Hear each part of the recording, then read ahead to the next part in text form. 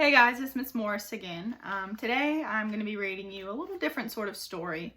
It's actually a tall tale. So if you remember, we've already talked about tall tales this year. And as I read this, I want you to think, what are the characteristics that make something a tall tale?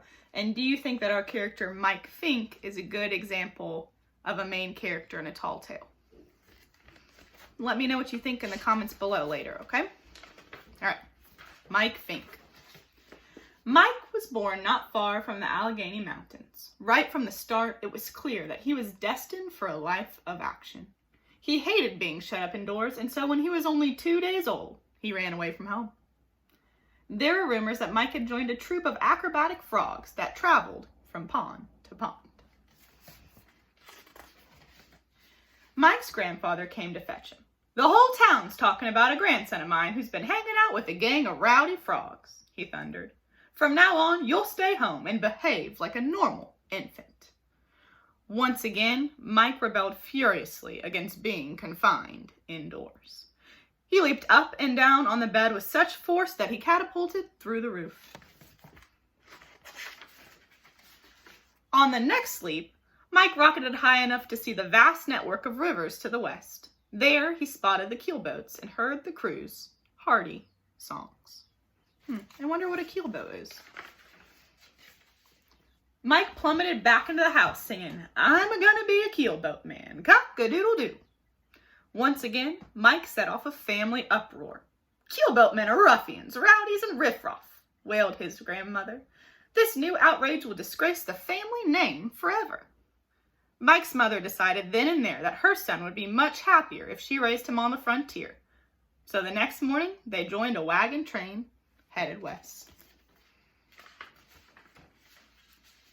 Mike loved the freedom of the wilderness life. However, the sudden death of their ox threw his mother into despair. "How will we clear the land?" she cried. "How will we plow?" "Cheer up, Mama," said Mike. "I can handle those chores." And so he did. But Mike never stopped dreaming of becoming a keelboatman. He had heard that wrestling was their favorite sport, and it was also his. He was not tall for his age, but he was sturdy and quick. Even when he wrestled boys much bigger and older than himself, he usually came out on top. Mike also showed an early talent for riflery. He called the family gun Bang-All, and he soon became such a crackerjack marksman that he could shoot the shell off an egg. Along about that time he turned 16, he entered a local shooting match. Each entrant had 3 chances to score. Mike hit the bullseye on the first try, but his next 2 attempts left the target unmarked. "One lucky hit and 2 wild shots put you out of the running," chuckled the scorekeeper. But Mike got the last laugh when he showed him all 3 bullets lined up behind the bullseye as neatly as peas in the pot.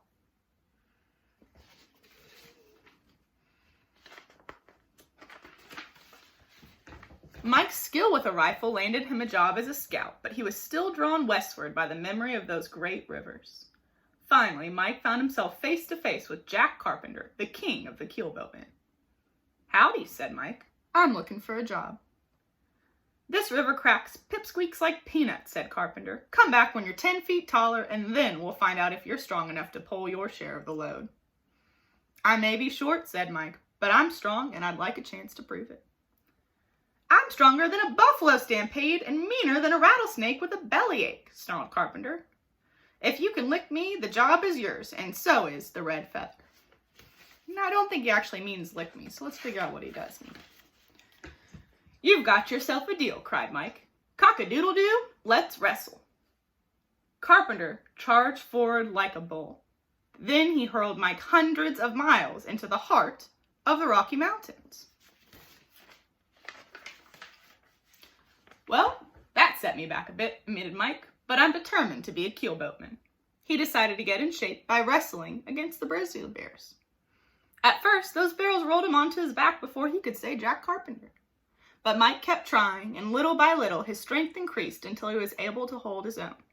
Finally, he decided to test himself by challenging Big Bart, a heavyweight champion of the Rockies.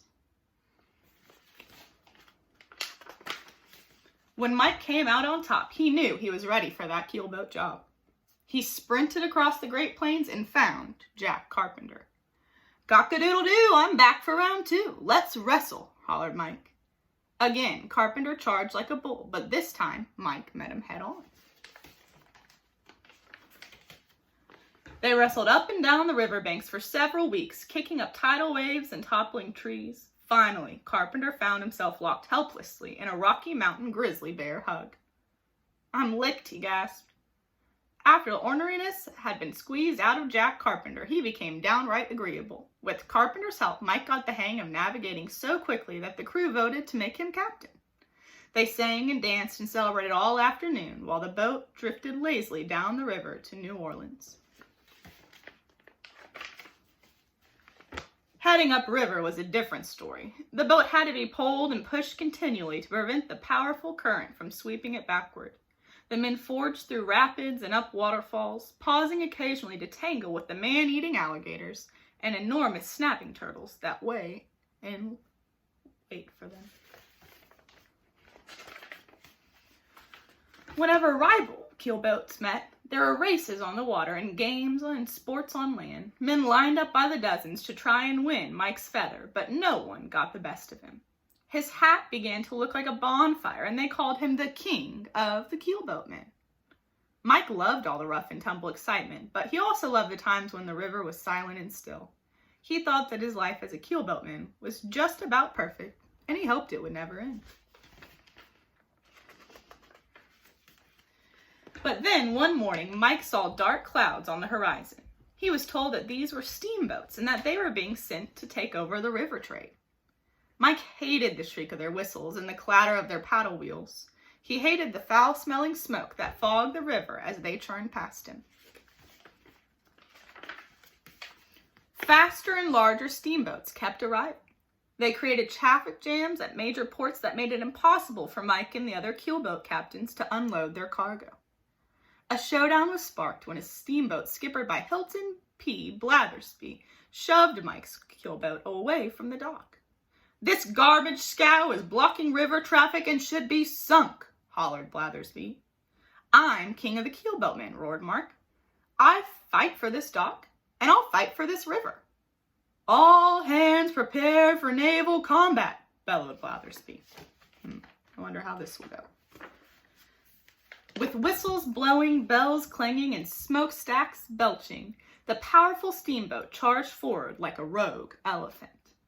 For a moment, Mike managed to raise the prow of his monstrous opponent, forcing its stern under the water. But then its weight overwhelmed him, and Mike and his keelboat were gone. A second later, the cold water that had rushed into the steamboat's red-hot boilers set off an enormous explosion. One of the few survivors was Captain Blathersby. He spotted Mike's hat from his lifeboat and ordered his men to row closer so he could collect the feathers. "After all," he said, "now I'm king of the keelboatmen and king of this river." Blathersby was astonished to find Mike underneath his hat. "Cock-a-doodle-doo, I'm back for round 2. Let's wrestle," he cried. Some say that Blathersby was thrown all the way to grizzly bear country, but no one knows for sure. As for Mike Fink, he still cheered from one end of the river to the other as the undefeated king of the keelboatmen.